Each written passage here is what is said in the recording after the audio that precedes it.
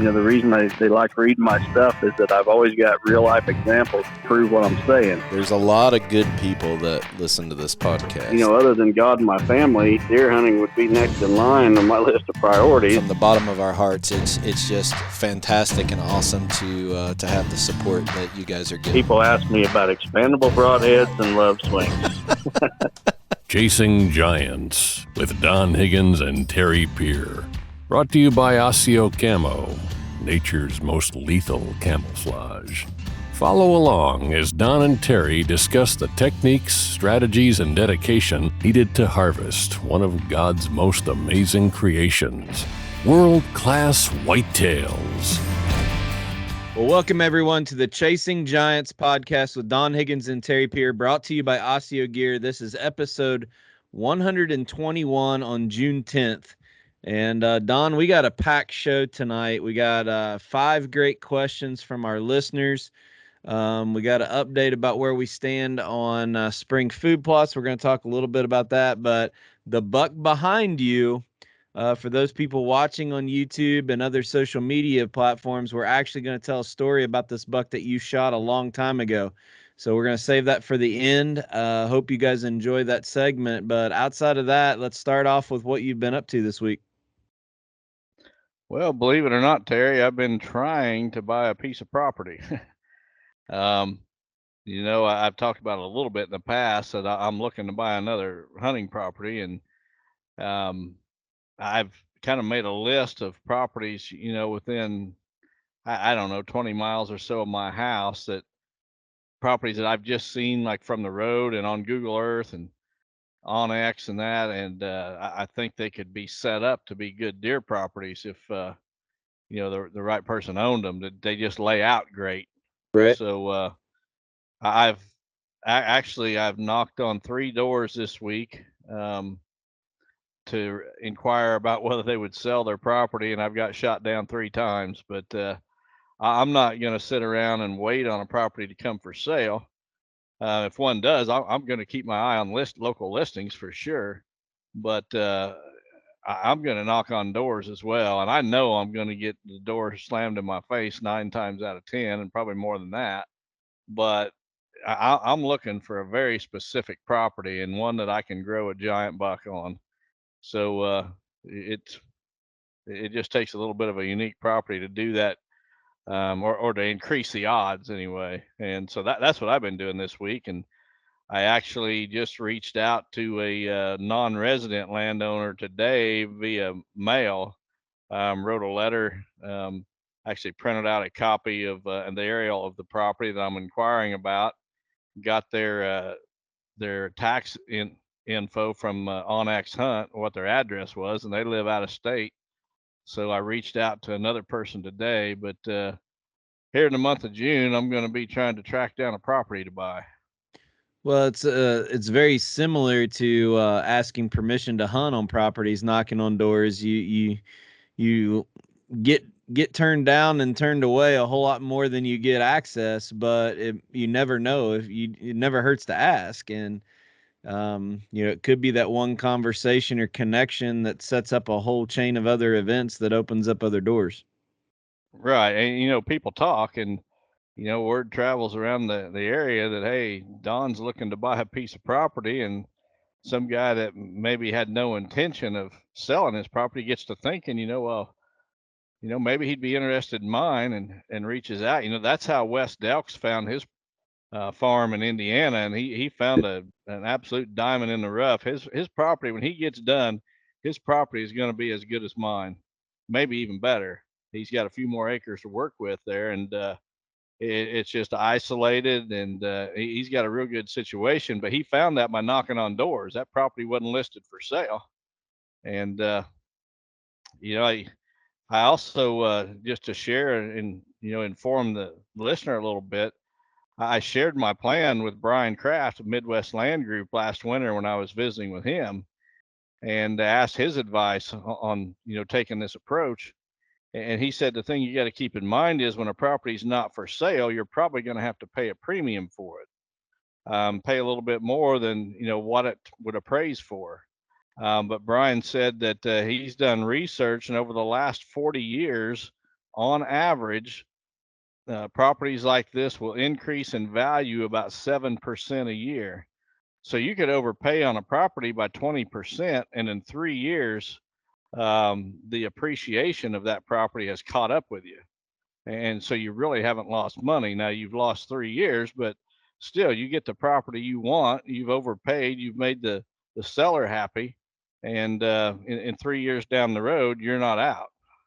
Yeah, the economic side of my education and and professional career cringes at that a little bit. You know, you can't take that as gospel across the board, especially in economic times like this when stuff's inflated. Right. But I think the principle behind what Brian is saying is you have to talk somebody out of buying that necessarily isn't in the market to buy. But if it's the right piece of property and it still makes sense, land is always a great investment. There's very few things that you can ever invest in that's going to pay back like land will. You know, on the other hand, these people paying 130% overage for a house, you know, that's going to bite up to them eventually when this market crashes a little bit. So I Right. understand what Brian's saying, but it doesn't apply to completely everything. And I'm That's the certainly, pessimistic side in me when it comes to economics. well, and that's probably a good approach to have today in today's environment. But and I'm definitely not encouraging anybody to follow this approach. It's just that I have no debt whatsoever right now. Everything I've got is paid for. So, I can go out on a limb a little bit, and Right. I'm getting old enough too. I can't afford, I'll be 59 this summer. I can't afford to sit around and wait 5 years to find the right property to come along. I've got to make things happen, and that's Well, what I'm trying to do. and you're not looking for a cookie cutter house in a subdivision either. You're looking Right. for a very specific criteria for a piece of property, the location of it, how it lays out, the access, you know, everything we talk about on this podcast. You're looking for something very, very specific. So you already know that you're limited with a very few number of properties, that you kind of have to drop back in shotgun mode on the football field and throw the deep bomb and, you know, risk a little bit going deep. So for your situation, it's completely different than somebody just out shopping for property. Well, and the other thing that I've got going for me is I believe that, I can take one of these properties, develop it into a big buck factory, if you will. And later on in my life, if for whatever reason I'm no longer hunting, health issues or whatever, I think I'll be able to turn that property and get my money back and then some. Sure. So it's a situation that not everybody's going to be in. Well, speaking of property, real quick, I'm going to tease up later in this episode. We finally got Todd Hewing on on a Biofarm segment, and he actually filled in for Don Bailey, and talked about two upcoming properties that Biofarm has auctions on. So you're not going to want to miss that. And he couldn't get done the interview talking about properties without giving some hunting advice. So encourage everybody to stick around for that. He's a talk about a diamond in the rough. He's one of a kind, isn't he? Oh, for sure. And the properties that we're going to talk about, if they were closer to my home, I would be interested in them. That's one of my goals here when I purchase a property is I would like to be able to drive my tractor from my home to the property. That means it needs to be within about 10 or 12 miles max. Um, I may not get it done, but it's not going to be for lack of trying. I tell you what, though, I'm 7 miles from my property, and it's a pain driving it over there every time I need to. So Yeah. but it is what it is. I'm still blessed to live very close to where I do most of my hunting in Kentucky. So outside of that, let's talk a little bit about some feedback we got from our crimping rant that we went on last week. And Yeah. we haven't talked all week. I've been so busy. I've been kind of out of pocket most of the time. So I haven't even told you about some of the conversations that came my way, but I want to hear your spin on it.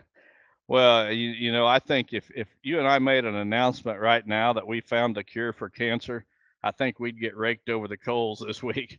So I kind of take it in stride anymore, and it's almost, comical at times. But after hearing some of the comments, I went back and listened to our last podcast.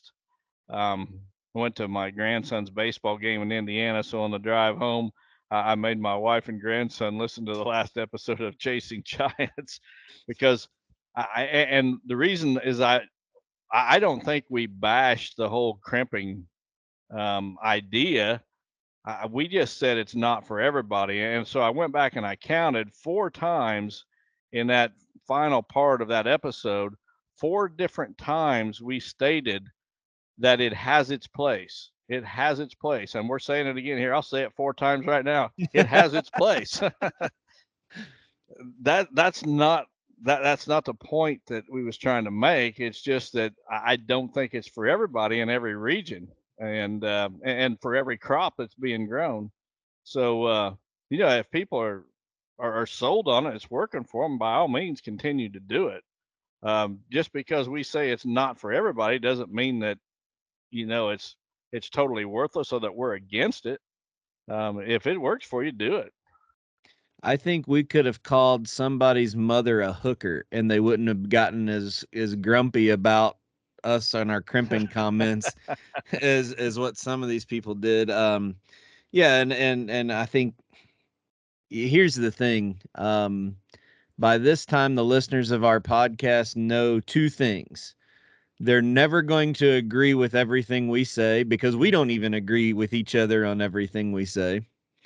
But we're not going to hide behind political correctness or sell out to something that might be a sponsor or might be a trend or something that's controversial for the sake of playing nice. Again, we're not trying to bash anything, but we're just trying to inform people. And if you got a better way of doing it and they're happy with it, by all means, you can disagree with this one or something else we say tonight. It'll be a constant rotation of who we upset, but I hope people just take it for what it's worth. The funny takeaway that I had this week is I had multiple people in agriculture, not food plotting, but in agriculture, challenge us and say, you all are spending so much time, talking about crimping. They were saying that, if people want to really challenge their properties, really look into no-till with chemicals and no-tilling into standing.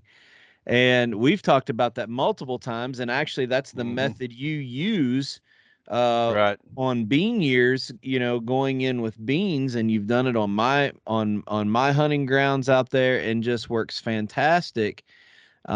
But again, the reason that they were bringing that up is because the food plotter typically has a very small window of time where he can't choose the perfect opportunity. Going in with no-tilling on top of a chemical is a great way of doing it. But there's 15 ways to skin this cat, people. And if you find it works for you, great. But it's like we said, talk to that local farmer versus some internet expert. And I promise you, whatever way you decide to go, you'll have better results. Amen. We could stay on this topic the rest of the podcast, Terry. I don't think we're going to convince anybody that we're right and they're wrong. And it's almost like it's some of these things, and it's not this, it's broadheads, it's everything else. It's like it's a cult following. And the funny thing is, we don't really care what people do. We have no vested interest in what somebody chooses. We're just trying to lay stuff on the table to help people make a better decision. But these cult following people, they just, they get ugly, and oh well. It's like the tree saddle people, that our tree saddle rant really started as you and me poking fun at Wes Delks and his love swing. And boy, the next thing you know, all the tree saddle people are fired up at us. But then it goes to the broadheads, and now it's the crimper. It's like, we're here we're going to share our opinion. We're not politically correct by any means. So I think most viewers or listeners like it. I think we get so many compliments. I think they like for us just to tell it like it is, and we're not going to stop. So Well, the bottom line is if you don't agree with some of the things we say, fine. But I hope somewhere along the line that our unbiased, just discussion of open topics just makes people think and helps you somewhere. Even if you disagree with one of the points we make, it's not the end of the world. Good grief, you and I disagree on things. I think about Todd Hewing that I just mentioned a little bit ago. There's things that Todd and I fundamentally are very different on, that we really disagree about. But I respect that man for who he is, what he believes as an outdoorsman, as an American, more than probably anybody that we've ever been associated with. But it's okay for me to disagree with him on a couple things. My level of respect for that man, I still say that one of the things that's on my bucket list is I want to be up there next winter one day and see if I can keep up with him on a trap line somewhere for a day. well, I'll tell you what, he goes as hard as anybody I've ever met. So great guy too, heart of gold. And him and I don't agree on everything either, but you know what? We don't have to. God didn't make every one of us the same. He made us different. So So I don't even know where to go with it. what's your rain situation up there? They're calling for rain again here tonight. We've had rain this week again. I really need to get in. We got a question about residual herbicides we're going to be talking about later today, but I actually, we've talked about this on the podcast that you, myself, and Wes are all testing different residuals. So I have a corn patch that does have a residual and a corn patch that does not, that I'm going to go completely, all organic, no chemicals on it whatsoever, and also have my sweet corn in that patch. I really need to get in there with my cultivator, but man, it's been too wet. I doubt in the morning I'm going to be able to run over there if we get much rain. We've got just the opposite. It is dry as can be here, and we've missed the last 2 or 3 rains. I mean, we get a 10th, just enough to wet the walk, and that's about it. And next week, the 10-day forecast shows absolutely no rain whatsoever, and it's supposed to be pushing 100 degrees 3 days next week. Ooh. So we could be in trouble if this sets in. And yeah, talk about that summer. just a little bit. For food plotters that are a little inexperienced, one of the dangers in spring food plots is that we get just enough moisture to get germination, and those plants come up, and then it turns dry, and it can really burn everything up and kill it, can it? Yeah, in 2012 we lived through that. Right now, I'd give anything for an inch of rain. An inch of rain would make my food plots explode.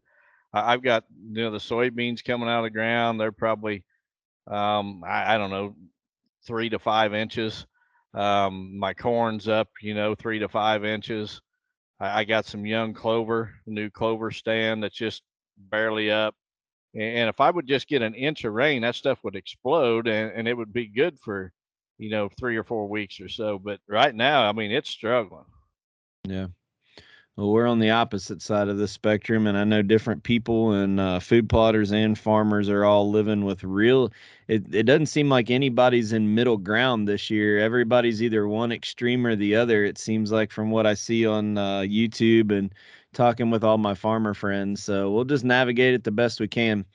So before we get too far into the podcast, let's take a break and listen to a message from our friends from Osseo Gear. Osseo Gear introduces a premium line of bow hunting gear that is unmatched, pairing nature's finest camouflage with the best technological innovations. Osseo Gear brings whitetail bow hunters the gear they need to be the best at their craft. The unique camouflage mimics the intricate feather pattern of North America's greatest predatory creatures. Designed for invisibility, built for comfort, and engineered for function. Visit OsseoGear.com. That's ASIO Gear.com to start shopping.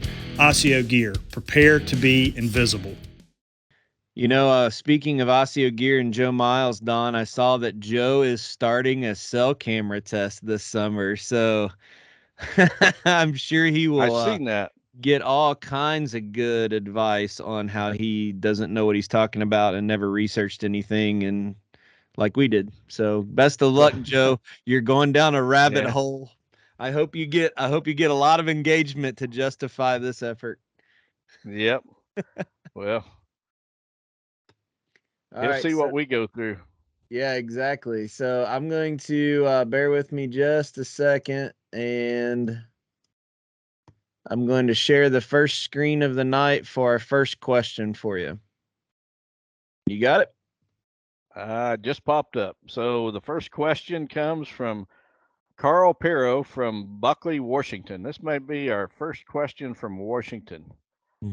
He says, "Hey, Don and Terry, there has been a lot of discussion lately with adjuvants and residuals for weed control.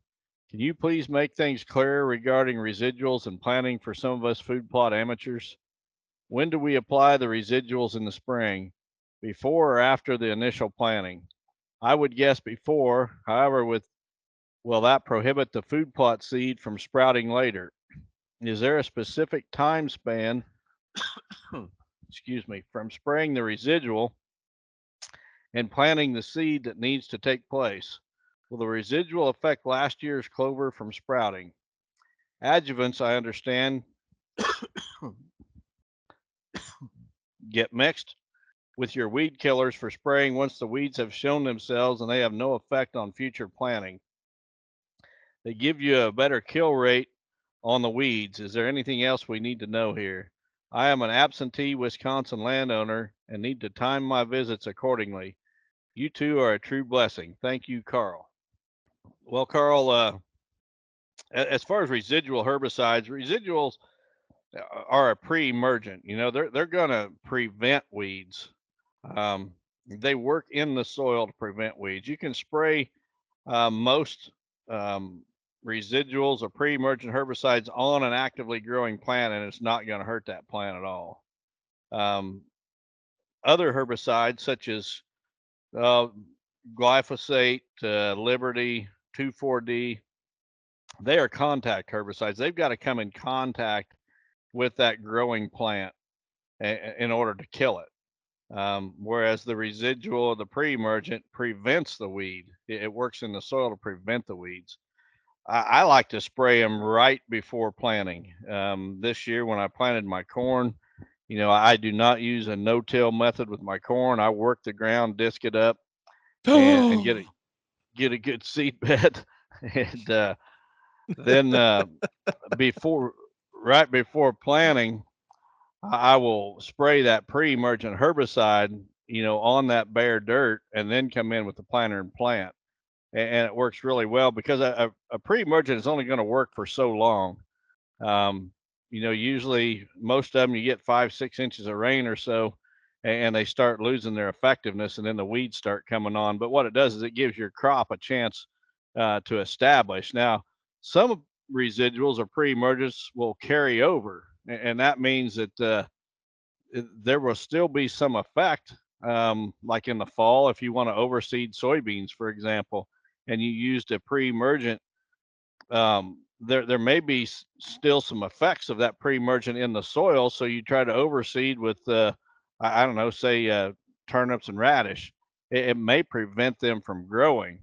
But the thing about the pre-emergents you got to remember is that there's different ones for different crops, so that it will not affect. For example, the pre-emergence for corn is not going to affect that corn, but it will affect the weeds. It's no different than a Roundup ready corn or soybeans. You can spray Roundup right over the top of it, and it does not affect that corn or soybean, but it does the weeds. Well, the residual has the same effect. It'll affect the weeds, but not the crop. So, you know, there's many different residuals, but it will really help control some of those resistant weeds like water hemp and mare's tail. Both of those are an issue on my farm, and that's why I use the residual. And this is also a reason why I am not convinced that this, you know, cover crop and crimping method is going to work for me, because anytime that I have tried to plant you know, like when I plant my fall plots, for example, my deadly dozen, I will get those weed crops, those weeds coming on with it. Now I'm doing that in the fall, and typically what happens is a frost comes along and it kills those weeds before they mature and have a chance to go to seed. But what if I would do that in the spring? and I've got, say, a crop of mare's tail out there with my rye, and then I go to crimp it, that crimper is not going to kill that mare's tail. I promise you it's not. So then it goes to seed, and then you got, more mare's tail seed to deal with the next year. And I've watched several videos the past couple of days, um, people using no-till methods and crimpers, just because I wanted to be able to better voice my position. And I'll tell you, the things I've seen on the internet, these videos, they're always showing you just a really nice stand of rye, really nice thick stand of rye. There's no weeds in or anything, and they're crimping it at the perfect time, and it's laying over. And I know we were talking about herbicides, and I got down the rabbit trail on crimpers again. But one of the big selling points is that if you use this method, you're not going to need herbicides. Well, that may be true in some cases, but I just don't see that working for me.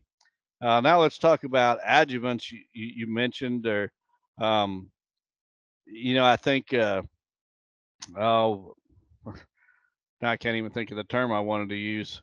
Um, the chemicals that you add to make your crop or your herbicide work better. Um, they will basically, if the way to describe it is like, say you spilled soda pop on a counter, and then you came back the next day, and the soda pop has evaporated, but you still got that sticky substance there on your counter. Well, that's what the adjuvant does. It It's like a crop makes it, oil. yeah, it makes it sticky so that herbicide sticks to the plant. So that's how it works better. It does not do anything in your soil, but it's more for a contact type herbicide. Heaven forbid some of them old farmers used to throw a little bit of diesel fuel in with their herbicide for the oil on it to help stick to the plant a little bit. Um, Right. to take this question a couple different ways. I don't want to make it too long, but I think it's important to talk about. Carl, you have to understand that there's many different types of residuals, even for the same plant. So to just say I want to use a residual for corn or a residual for beans, inside of that category, there's many choices that last different amounts of time and work. You have to care for it different ways. So there will be some that, maybe it's your local farmer that you got a permission property on and he's raising corn or beans in, and you talk him into going in and being able to top seed oats or plot topper. And we've gotten this call before at Real World, and they say, "Oh, you sold me junk seed. I walked down the edge of the bean field and nothing germinated." Well, did you ask the farmer what he had sprayed as a residual? That might have kept it from growing, while others won't. So we're not trying to take a cop-out answer on this, but there's different chemicals available in different areas of the country. If you're not an experienced chemical person in ag, talk to your local ag chem dealer and learn about what's available in your area. Don't trust us, don't trust anybody else on the internet. You got to know what's in that jug. We even had somebody contact us last week that trusted someone and ended up killing a whole food plot full of beans last week. Yep. because again, if you're not familiar with this stuff, it's not as easy as spraying Roundup on your driveway. You got to know what product you're using and what it's compatible with, and you need to talk to an expert in your area. Surfactant. That's the word I was looking for. Surfactant. Surfactant is that chemical. That's the sticky substance that helps your herbicide work. It just holds it to the plant and allows it to work better. Gotcha. Well, we got anything else on that one? I think that covers that one. Okay. Well, I want to take a quick break and give an update about Lester's Feet Raffle. We're just a couple weeks away, about 2 weeks away from the cutoff of this thing. And I'm getting really excited. We've had a big push from all of our Amish friends sending in checks. They don't have access to the internet, a lot of them. So we've made a way through advertisements in the Busy Beaver May issue to give them the information that they need to do it. And, really, if somebody wants to help this mission, 100% of this money goes to families with sick children. I thought that today I'm going to share my screen for those people watching, and I'm going to show the website to where you need to go to purchase tickets. And that's this will link right off of Lester'sFeetFoundation.org. And this is what the website looks like. So Don's home church, Solid Rock Chapel, is the one hosting this event. So you can see right here. Here's the homepage, and right here's your two choices: 1 ticket for $25 or 5 tickets for $100, and you can add as many of these as you want. And then here's the big long list of prizes. So you can see lot number 1, a Chevrolet 1500 Trail Boss. Lot number 2 is your material package for the pole barn building.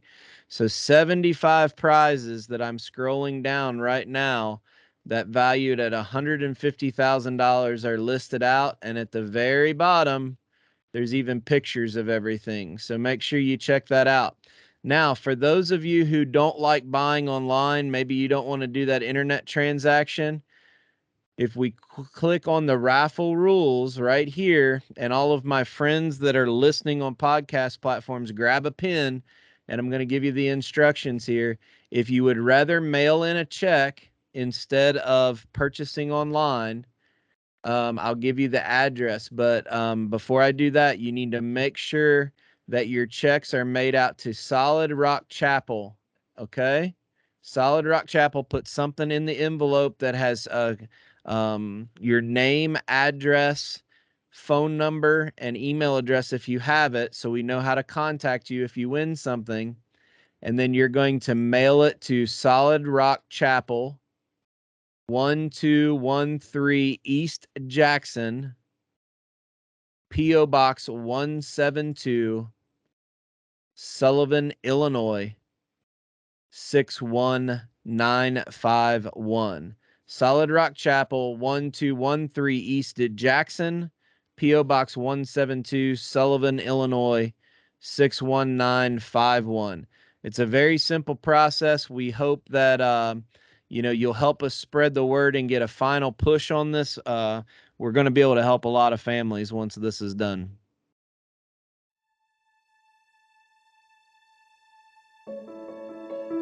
The Lester's Feet Foundation is a 100% volunteer, nonprofit organization whose sole mission is to help families with sick children. The impact on families who have children with life-altering illnesses can be devastating and often requires one or both parents to be away from work. Through our fundraising efforts and the help of our generous donors, Lester's Feet works with families to help alleviate the financial burdens associated with caring for their children through such a challenging time. 100% of donations and fundraising profits go directly to the families we are supporting. We are excited to announce that Solid Rock Chapel in Sullivan, Illinois is supporting our foundation by hosting a huge raffle with $150,000 worth of prizes, including a new Chevy truck, a John Deere tractor, a material kit to a post frame building, and much more. The drawing will be on July 4th, 2022. So please visit us at www.lestersfeetfoundation.org to purchase your raffle tickets and learn more about our organization. Yep. July 4th will be the drawing. I guess I'm going down to your place, Terry, and Robin and I are going to be there. We haven't decided that yet. We haven't talked about what we're doing. So my wife actually asked me that the other day, and I said we hadn't decided. Well, we'll be together to do it. We'll do it live like we did last year, and somebody's going to celebrate the 4th with a new Chevy truck. They won't have it in hand, but there'll be some fireworks in that house that evening. Yep. So, all right, well, let's move on, and I'll share the second question of the night from Austin Williams. So Austin Williams from Poplar Bluff, Missouri says, Don and Terry, studying past trail camera footage, I've noticed several bucks who have shown up on my farm when the crops have been planted a certain way. The following year, after the crops switched, these bucks never show their face, only to return on year 3 like the first year. Can your theory of same time, same place be applied to crop rotation? Can this affect some bucks' behavior to where they can develop somewhat of a biannual pattern? Thanks, Austin. Well, Austin, that's a great question. I have noticed, and there's one buck in particular that I show this um, with in my seminars and such, is a 180-inch deer that I shot back in 2015. Um, I showed the pictures at my master class where I've got a trail camera that's on the very same post, but that post is right on the dividing line between corn and soybeans. And each year those crops rotate. And what I do each year is I move my camera, it's on the same post, but I move it to the other side of the post. So it's on the soybeans, no matter which side the soybeans are on. So it goes back and forth. And I show this buck over a series of years, getting his picture in the soybeans each time. My guess is that these bucks they don't just go somewhere else. They're close. Um, you may not get their picture at the same field when the crops rotate, but I don't think they're far away.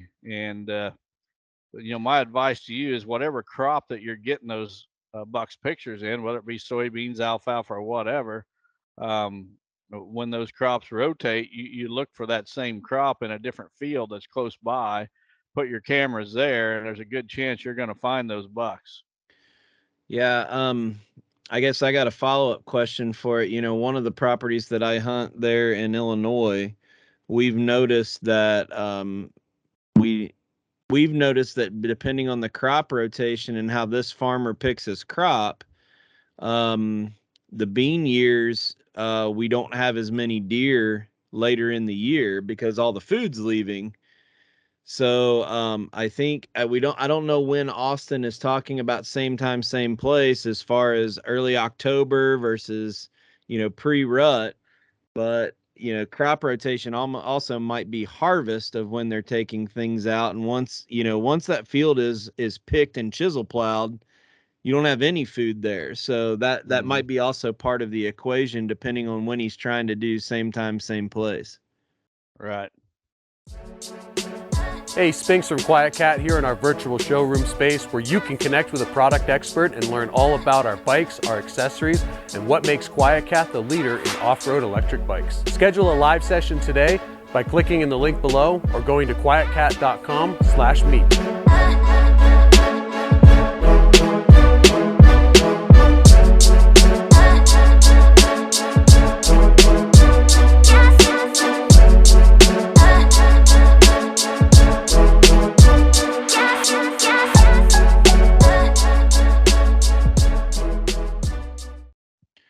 All right, Don, well, let's get up question number 3.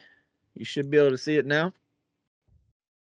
There it is. This one comes from Jay Thielen from Westphalia, Michigan. Jay says, Don and Terry, thank you for all you're doing in the hunting community and Lester's Feet Foundation. You guys are truly good people.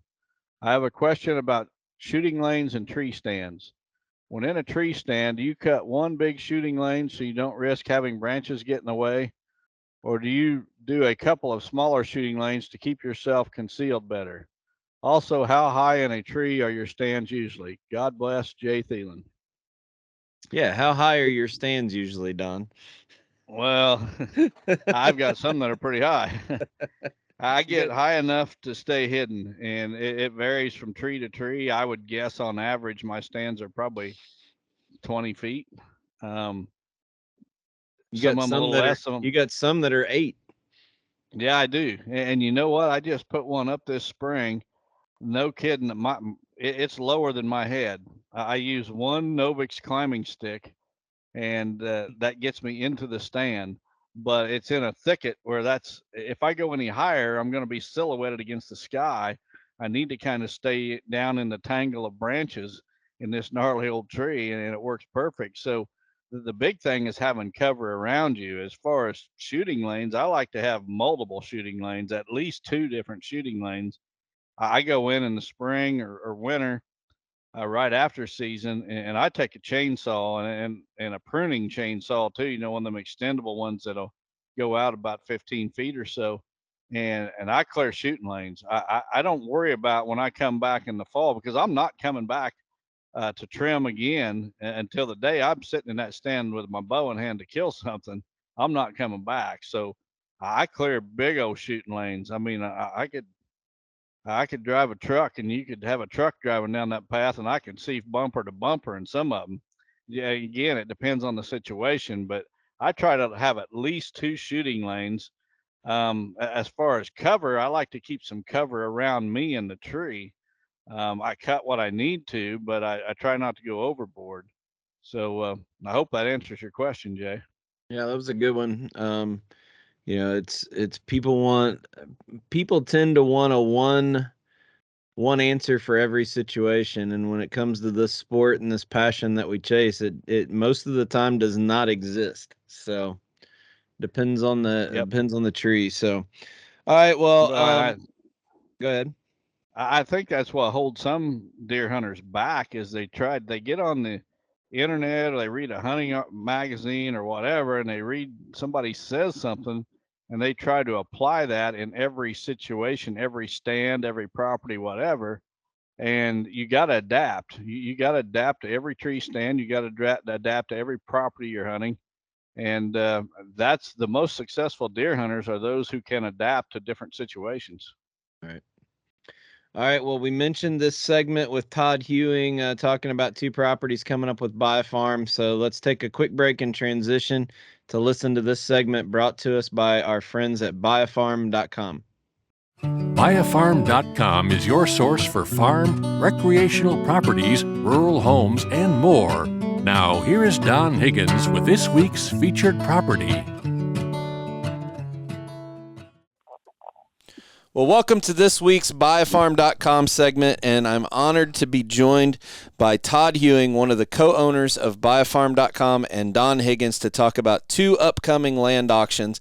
So I'm going to kick it off and just turn it over to you guys. Todd, why don't you kick off this first property for us?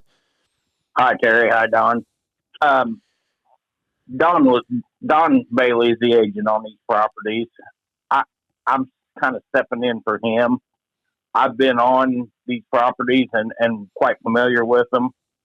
And so he asked me to take the ball and run with it on this. On the Crawford County piece, 20.5 acres, 20.49 actually. And it is located south of what I'd call south of Robinson. I think it's got a Flat Rock address. It is, Terry, it's in some of the best deer hunting habitat there is anywhere in Illinois, probably anywhere in the country. Well, if any of the biofarm owners are telling me it's good deer hunting, I'm going to trust you more than the other ones because you know you're deer hunting. So I take that for a little bit more than you over your business partners. Well, and my business partners have never claimed to be fantastic deer hunters. They're fantastic. They're way better realtors than I am, by the way. But this farm, I've been on this farm, and it's located in a great area. But I can't even tell you how great area it is. It's only about 35, 40 minutes from my house. When I looked at it, there were turkeys gobbling. But the habitat is such that within 2 miles of this, if you just did a circle, you can hardly put together a better habitat. There's big landowners, there's big chunks of timber, there's high ground, there's CRP, there's low ground, there's DNR's got a big tract of ground right there close. But this has got a creek that runs north and south, and it's just a phenomenal funnel. It's one of those properties that if you don't have a big checkbook, and maybe you don't have the time or the money to do a lot of habitat stuff, which we all like to do, but not everybody can afford to do that. You can buy this farm, 20.5 acres. It's at an auction, so I don't know what it's going to bring. And you're going to be in a good farm that you don't need to do a lot of work to, and you're going to be in a good area with a chance of killing a booner. It's that good a farm. And you know, not every track is you hear most realtors say stuff like that, but you don't hear me say it very often. Right. This is one of those properties that you really don't need to do anything to it but hunt it and hunt it right. And anyhow, Don, you know the area. What's your thoughts on it? Well, it's in a fantastic area, and I've not been on the property, but I'm looking at the aerial right now as we're talking, and yeah, I can just see how it's a funnel connecting some bigger timber on either side. I don't know that it's the type of property where a guy can go in there and put a food plot, but it's definitely the kind of property where a guy can go in and he plays the land right. He doesn't have to do any habitat work. Right. It would lay out, or it'd be a fantastic property, for a guy that didn't have a lot of time. But come November, he wanted to spend a week hunting and kill a good deer. He could just show up here, have his stands preset and everything, and he'd be ready to roll. October 26th to about November, Thanksgiving weekend, you would have a good chance. You would see a lot of different bucks, by the way. Maybe not homebodies, but deer that Thanksgiving weekend, I think a guy would just see some phenomenal bucks going through there looking for that last doe. All right. So, again, this property is listed by Don Bailey. And for those people who are racing to their computers right now to look at this place because you two talking like you are about a property, what county is this in? It's in Crawford County. Just for folks that don't know, Crawford is just south of Clark County. But if you went from Newton to Robinson or Oblong and then to Stoy, the little town of Stoy, you go south there about 7 or 8 miles. The other thing is right on the county line between, I'm going to say Crawford and Lawrence, and may all be in Crawford, is Chauncey Marsh, which is owned by DNR. It's just north and a little bit east of that. Okay. Yeah. So give us the details about the auction. What's the date? Anything we need to know when we're looking at this thing online? No, it's an auction. So if you got any questions on procedure, give Don a call. He'll be glad to help you. It's 20.49 acres. The bidding closes Friday, July 22nd. You got plenty of time.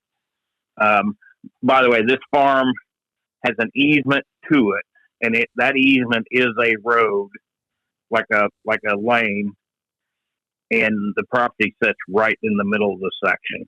Okay. I think it's a bonus. If you wanted to build a house there, you could, because the road ends right there. There's electric and everything down that road.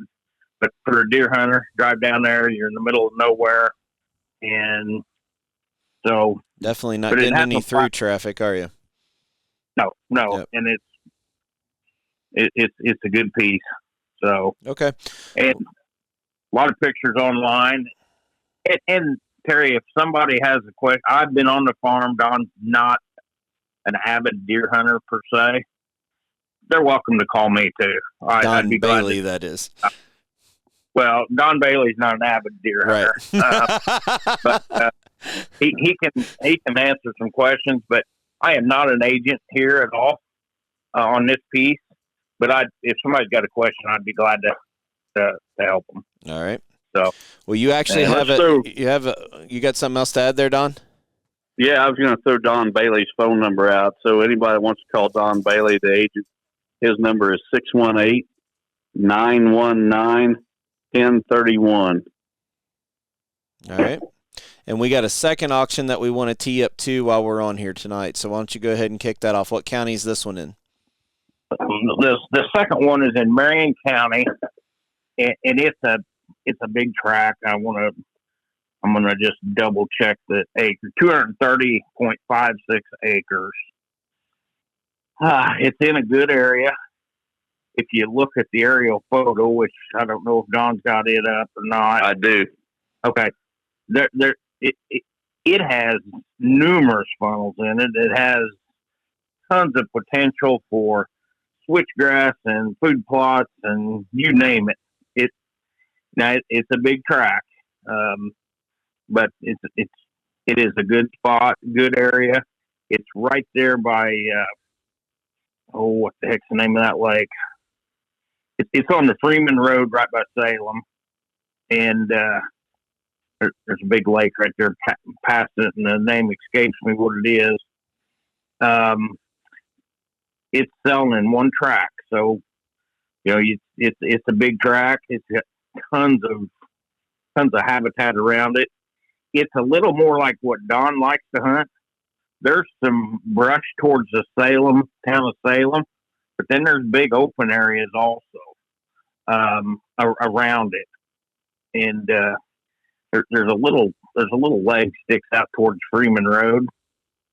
I about guarantee it. Well, the airport's right there too, but that would be a great sanctuary. There's 2 fence rows coming off of it, switchgrass, and food plots. It would be a phenomenal patch. So this is another one people need to take a look at, because I'm telling you, there's all kinds of possibilities here. The way it lays out, just looking at the aerial, you can pick out a bunch of good stand sites. And I'm not one for picking out stand sites from aerials, but there's some obvious inside corners and such here. The thing that appeals to me is that you would have different opportunities to hunt different winds. So there's a lot of potential about having different setups for different weather patterns, fronts, and everything else, especially for the people that want to buy it just for deer hunting. Right. Well, and it's probably got 135 acres. I didn't look. 135, 140 acres of tillable. Let's just say you kept 100 of it tillable, and you did habitat on 30 or 40 acres of it. Mm-hmm. You would have hunting from the first day of season to the last day of season, and anywhere in between. You could set the farm up to have potential anytime. You could hold deer here. Gotcha. It's a good one. All right. So it looks like multiple access points as well. Yep. We know how that's important. So what county was this one? Remind everybody again. This is in Marion County. The closest town is Salem. Okay. It's really close to Salem. And it fronts, I think, again, this isn't my listing. This is Don's. I believe it's real close to Route 37. I don't know if it fronts it or not. Freeman Road goes to it. And multiple access spots. It's right by the airport at Salem. And what is the date on this auction? The date on this auction closes July 21st, Thursday.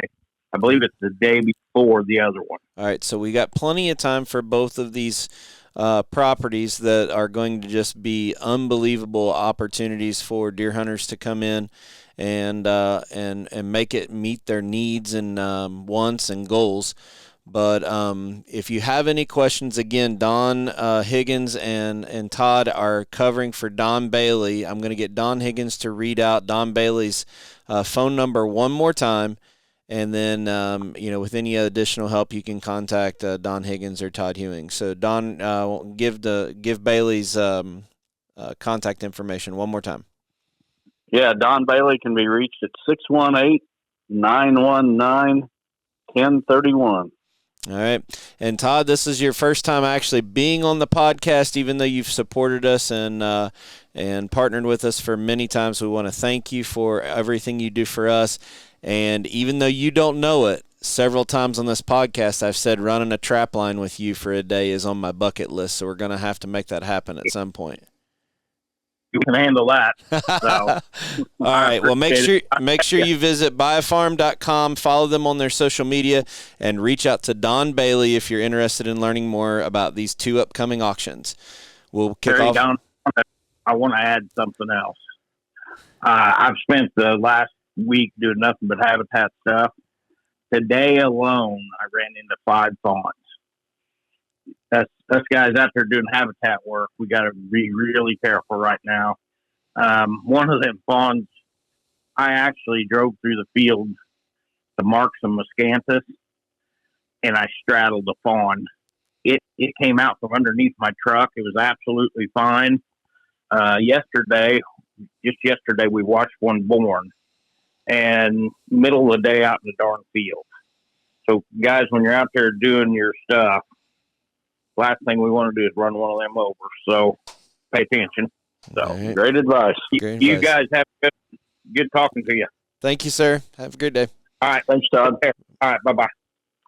All right, Don. Well, your buddy Todd Hewing, he made a good point that we've talked about here recently on the podcast about taking a lot of care with these fawns. We got a lot of them on the ground right now. I had one just in my backyard last night, and pretty much easy to even just go and step on. They sit tight pretty close. Yeah, the crazy thing is I have not seen a single fawn yet this year. I see deer every single day. I'm out and about every single day, and I've yet to see a fawn. I know they're out there though, but I've also yet to see a buck. I haven't seen the first velvet buck yet. So Yeah, I haven't either, and I don't have cameras out or anything yet either. So, but anyway, no. that'll be very, very soon that we'll be working in that. So, Yep, not long. all right, question number 4.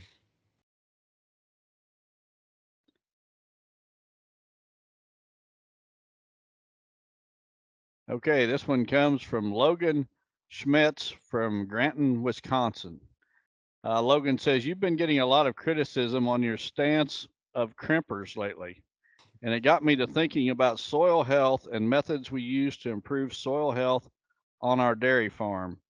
Crop rotation, specifically one that includes a green forage consisting of one or multiple legumes, greatly improves soil health and can still provide a year-round food source for the deer herd. Year after year, our best corn is grown on fields that have been in alfalfa for the 3 to 4 previous years, and the alfalfa fields are consistently targeted winter after winter by the local deer herd, even with standing corn within a half mile of the traditional wintering area. I realize alfalfa is probably one of the more expensive seeds on the market today, but what are your thoughts on alfalfa as a food plot variety? And do you implement a green forage in any of your food plot rotations? Logan, that's a fantastic question. On my consulting clients' properties, I often do suggest an alfalfa planting. I've had it on my own farm. The big drawback with alfalfa is it is a high maintenance crop, and most food plotters are not equipped and are not educated enough, and they don't pay enough attention to details to successfully grow alfalfa, and that includes with the Roundup Ready variety. Alfalfa needs to be cut and baled about every 28 days, and as a crop matures, the nutrient content of that crop increases, and then once it reaches maturity, it starts to decline. It's a bell curve, if you will. But with alfalfa, that that climb is very steep. As that plant is growing, the nutrient content rises rapidly. But as soon as it reaches maturity, it drops off sharply, and it loses a lot of that nutrient value. So it needs to be cut about every 28 days and baled. Cutting it and leaving it, lay on the ground is not near as good. And here's a reason for that. Alfalfa is a legume like clover, like soybeans, but where it really differs from clover is if you've got a stand of clover, you can go out there every year and you can frost seed more clover seed onto that clover stand, and you can keep a clover stand going almost indefinitely by just adding more seed. Well, that does not work with alfalfa. A mature alfalfa plant actually gives off almost a natural herbicide that will prevent new alfalfa from growing. So when you do an alfalfa seeding, whatever you get from that seeding is what you've got to work with. And over time, you start losing those plants in that alfalfa planting, and it gets replaced with weeds and grasses and such. If you go out and you cut your alfalfa, but you don't bale it, and then you got clumps of that, cut alfalfa left, and it chokes out the part of the stand that's there, you just lose that stand so much quicker. So if you've got the means, if you've got a neighbor that's got cattle, has hay equipment, and he's willing to come in and maintain, bale your alfalfa patch, it's fantastic. I've done it here on my farm. It's just I've gotten so busy that I don't have time to every 28 days be hooking up the mower. A couple days later, we're hooking up the hay rake, trying to find somebody with a baler to bale it. It's just not the best option for me. However, there is nothing more nutrient dense than alfalfa. It's number one. That's why they feed it to dairy cows. There is nothing more nutrient dense, and if you can grow it, by all means, you should be.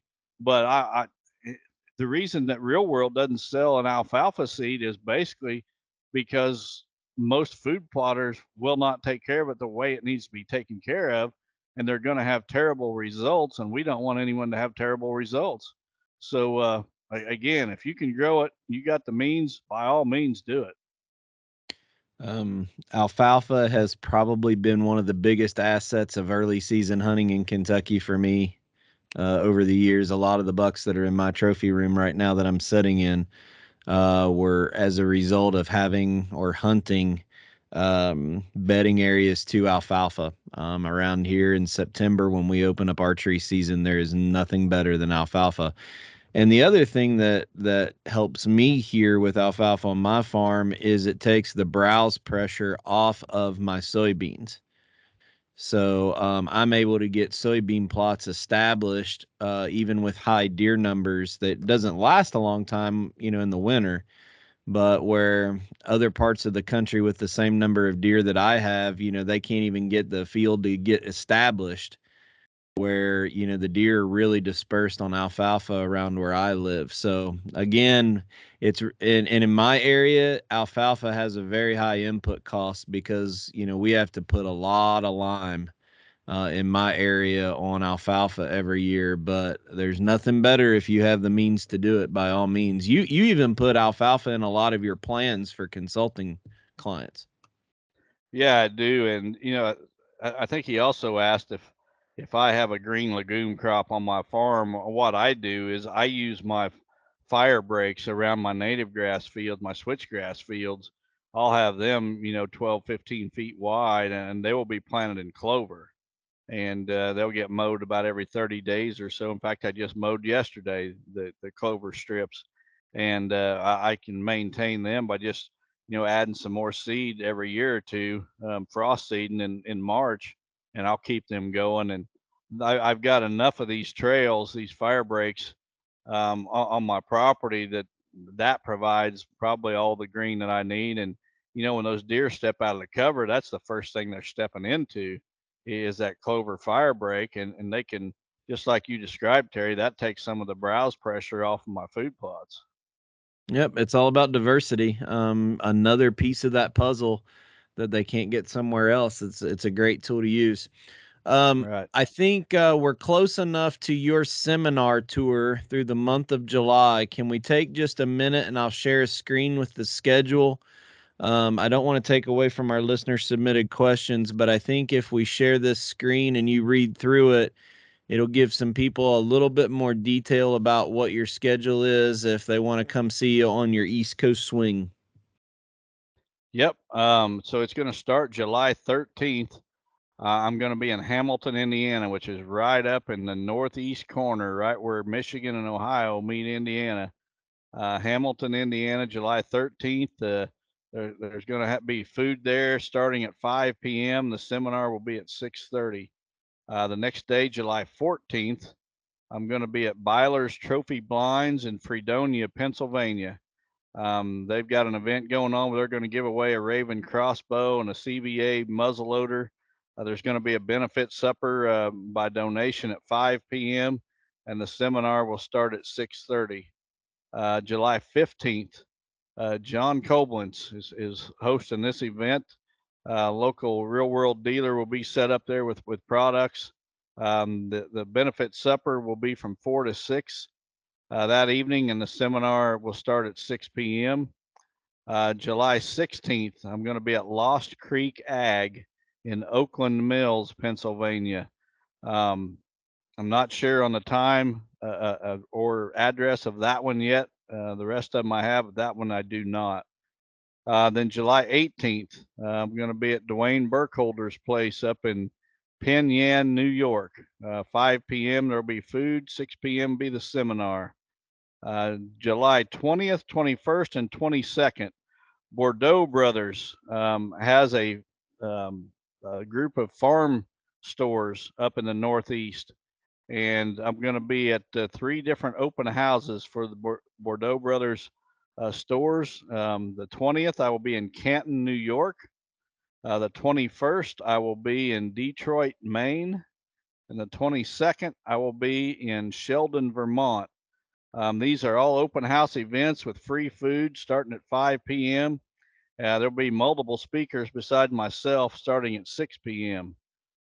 So if you're close to any of those, I'd like to see you out there. The 23rd, I will be at Daniel King's in Canajoharie, New York. I'll have a chicken dinner. This is on a Saturday. They'll have a chicken dinner and ice cream at noon.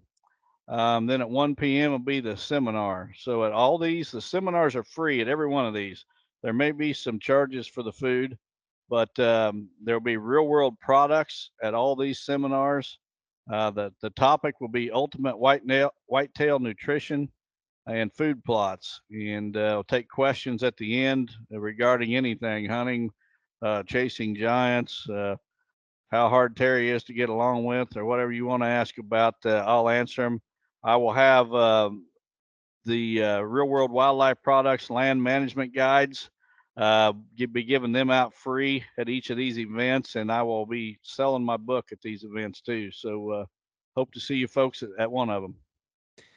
The weeks that I get more sleep than what I have this week, I'm a whole lot easier to get along with. But with as little Terry's had a long week. With as little sleep as I've gotten this week and what next week looks like, I'm pretty much a bear. So, all right.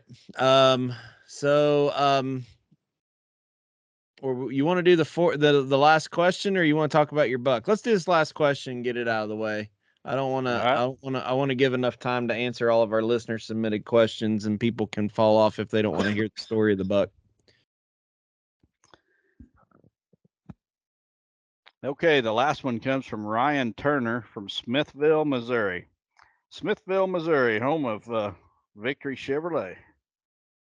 He says, "Hi, Don and Terry. Thanks for all the great information on the podcast and all you do for the community through your foundation. Don, since you were out here in February, the son and I have gotten quite a bit done implementing the plan you designed for the home farm. When we were hanging some of the new stand locations you pinpointed, I would sit there and be like, man, I can totally see how this is going to work out, and would have never dreamt of putting a stand there prior to your visit. My question is on buck fawn dispersal. I remember you saying this time of year, the 1-year-old bucks get ran off by the does to make way for the new fawns currently being born, and those young bucks will go 2 to 3, maybe 5 miles away to find a new home.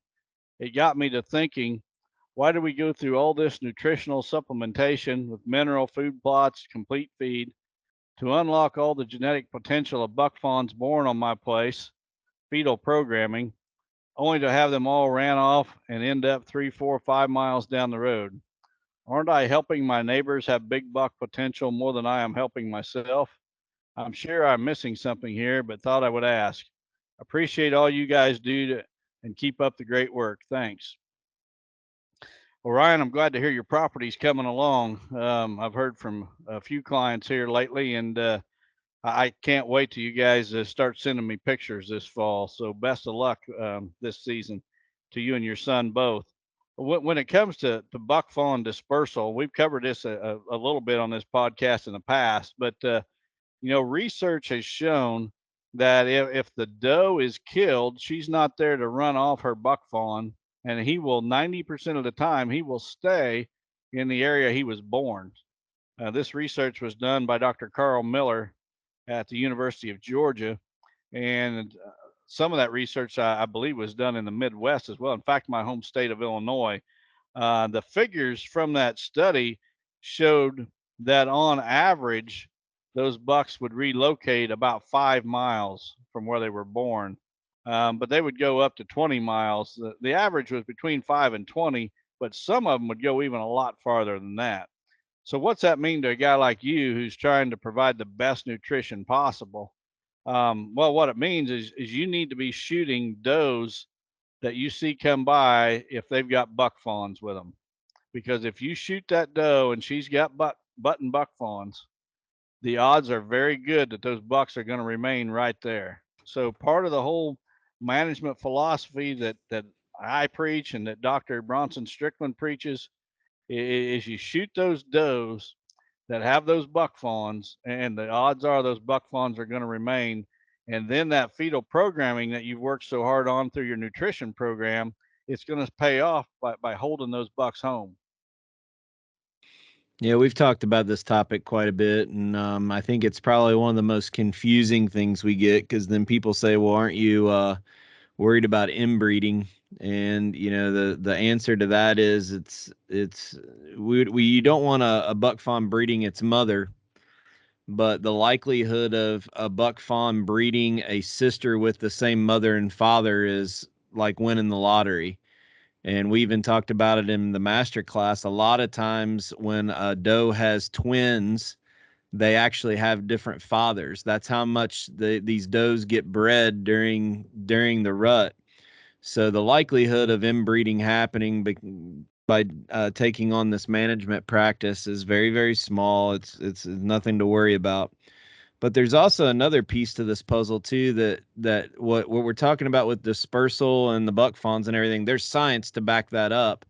But we've actually talked about these returning home bucks every once in a while, and we don't have the science behind it. It's more of a theory. And there's some of the magical time just before the rut, just at the end of the rut, where these bucks just appear. And how does that buck know to go back to that place? And one of the theories we've talked about is that's where it was born at. So, I mean, there's still another, even though they're dispersing and they're pushing back, there's still a very good likelihood that buck will return at different points in time during the hunting season. And I'm not so sure that, especially out in big ag areas like you are, where you're the only food for miles and miles around, that those deer don't come back anyway, because there's no other place to eat. Well, I see a lot of that activity right after the rut in the late season, especially winters. The rougher the winter, the worse weather we've gotten in the winter, the more I see new bucks showing up that were not there during the rut. And my theory is that those bucks were born on this place. They know that there's food here because they spent their first winter here with their mother before they dispersed, and then they move off and relocate, and times get tough, weather gets bad, and they can't find food. Well, they remember where they found it, even if it's 10 miles away. They remember when they found it, or where they found it when they was a fawn. And my theory is that's what brings them back. And I guess at the end of the day, I'm not gonna, even if a buck never comes back, or even if I don't shoot a buck fawn, I'm, as a steward and a land manager, always going to do the best thing for the herd, no matter where it is. And if that improves the herd and never improves something for me personally, I'm okay with that. I mean, it's a bigger picture for me at this point in my hunting career. I'm not going to, if that's the case, I would put my whole farm in a high fence and not let anything out. Yeah, that's a good point, Terry. We need to be good stewards, and the more people we get on, that program, the better off we all are. Right. And I don't think that's what Ryan was meaning by the question. I think he's just trying to understand the Right. dispersal, and it's like everything else. We all have limited time and money to put into this, and you want to put your money where you have the best return on investment. So, it's always a good thing when we're improving the health of the herd across the board. So, well, I'm excited to hear that. I don't even know the story of this buck behind you. We were trying to get this shoulder mount that you have above your head right now for the people watching. It's hard to get the right angle on it, so I'm going to put some different pictures on it, and Don's going to move his camera on his computer around a little bit. He's going to be out of frame, but we'll try to get some still photography that I'll splice in here. But let's hear the story about this buck. How long ago did you shoot this thing? Well, I don't even remember the year I shot it. It was probably around 1990. And why this buck sticks with me is he's probably the first good buck that I shot on a really small piece of cover. There was and the cover doesn't even exist today, but at that time, at the end of an ag field, there was a thicket that was it was a rectangle shaped thicket. It was probably about 50 yards wide by about 150 yards long. And it was right at the end of a field, but there was a wooded tree line that came out of one corner of that thicket. And I just stumbled onto it and I hung a stand. I shot this buck the very first time I ever hunted that stand. He came out of that thicket into some standing corn, walking down that tree line. I was right in the corner of that standing corn where the thicket and that tree line all met. He came out of the thicket and walked right by me between the first and second row of corn and gave me about a 10-yard shot, and I drilled him. And ironically, I ended up killing 2 more bucks out of that same stand over the years before that thicket got bulldozed away and turned into an ag field. He was the first one. He was shot on October 15th. The other 2 bucks I shot, one of them was on October 15th and one of them was on October 22nd. So that mid-October lull, I pulled 3 bucks from that one little thicket out of the same tree stand. And it really kind of opened my eyes to the idea that a mature buck doesn't need a very big place to hide. He doesn't need big timber. He just needs a little thicket where he's left alone. And this place was fantastic for a few years until it got bulldozed away. One thing else I'll throw out is that this buck, I think most people have seen pictures of my room by now that we've shared on this podcast. And I've got my one main wall has got like 3 rows of bucks. And what I'm going to do is just go right down the row and pull one off the wall each week and stick it on this wall behind me and talk about it. This just happened to be the first one, but it also happens to be the first buck that I ever shot out of a really small thicket. And I wish I could remember the year, but it's somewhere around 1990. Just leave it at that. So I'm going to challenge you with this little exercise we're going to do. I mean, hearing the story about the buck is cool and everything. But when you're doing these, I guess I would like to hear, you're how many years into bow hunting now? I'm 45. And you still claim that you learn more every year. So when you showcase these bucks, you talked a little bit about it. I want to know when you talk about these is what's the lesson learned from this buck?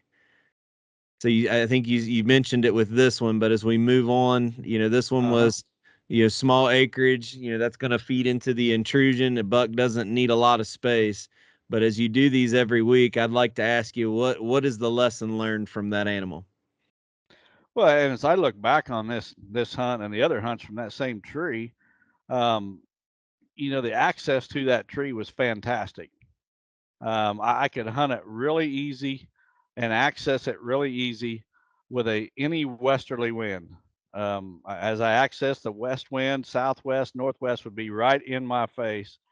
And as those bucks came out of that thicket, if they had a northwest wind, they would have a wind quartering into their nose. If they had a west wind, it was a crosswind.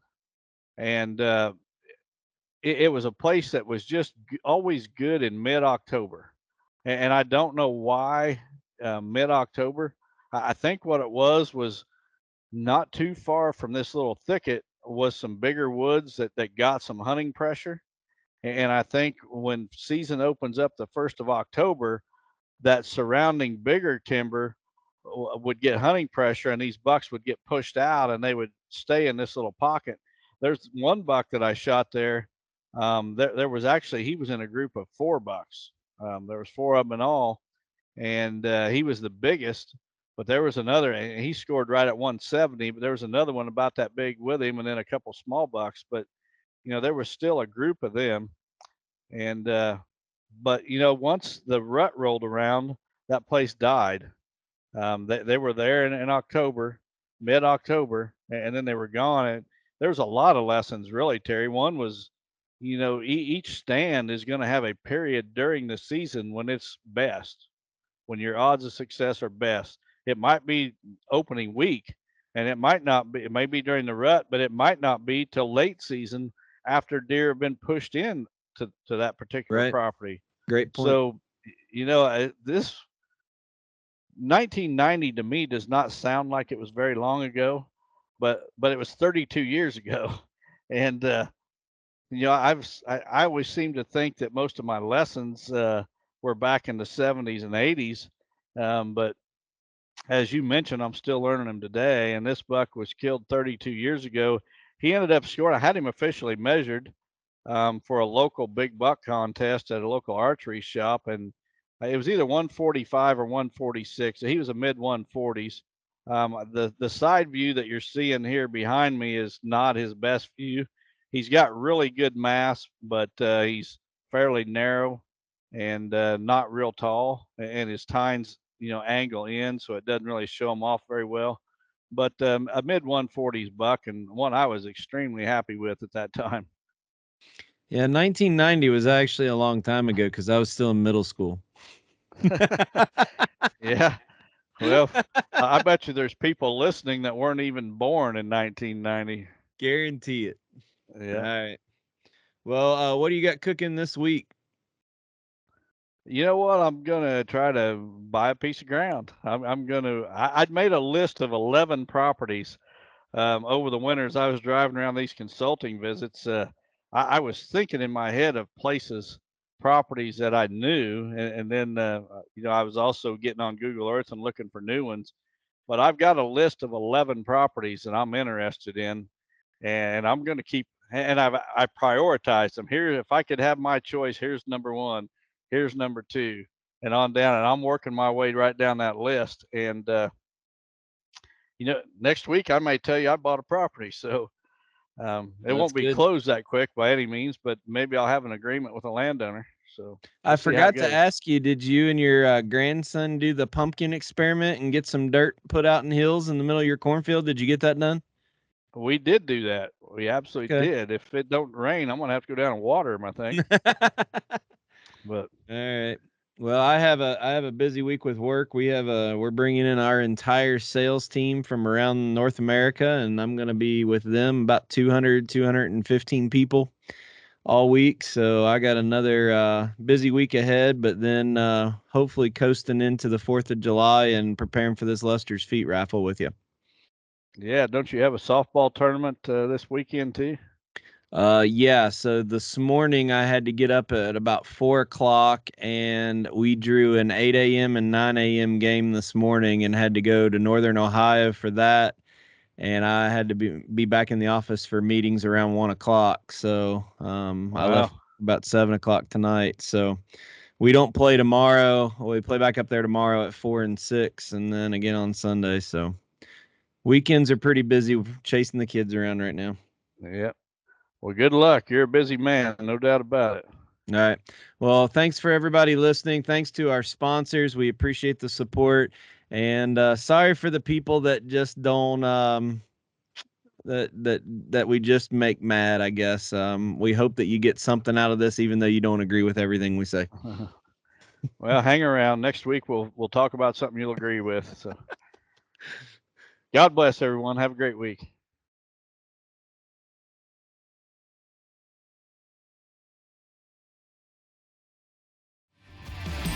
Chasing Giants has been brought to you by Osseo Camo, Via Farm Real Estate Company, 360 Hunting Blinds, Victory Chevrolet, Real World Wildlife Products, Matthews Archery, Novix Tree Stands, Gingerich Tree Farm, WildlifeFarming.com, Quiet Cat, and Vortex Optics. Thanks for listening, and tune in next week for another episode of Chasing Giants.